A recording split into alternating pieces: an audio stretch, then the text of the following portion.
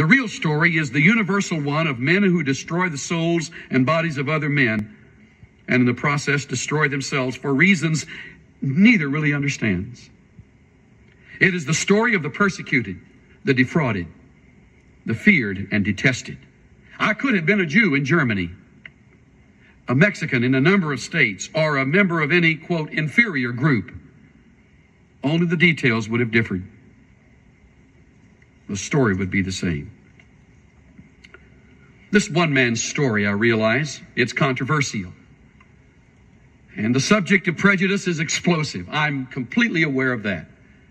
As a matter of fact, there are still some pulpits in the United States of America where a message like this could not be preached and would not be allowed, and a pastor would lose his position and perhaps his reputation for preaching as I plan to preach today. Thank God these things can be said here, and these things will be heard here. To set the record straight and to be completely fair about it, it is not only whites against blacks, it is blacks against whites.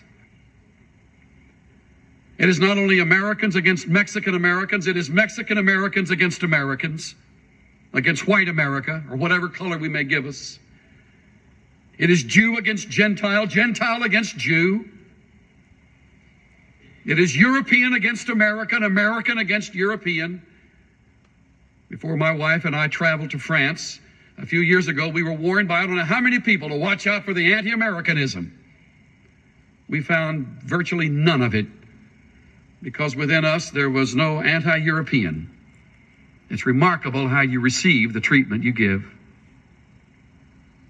This is going to be hard for some of you to hear, because if the truth were known, you have a deep-seated sin problem with prejudice. It is so deep within your heart, you can hardly listen to something like this.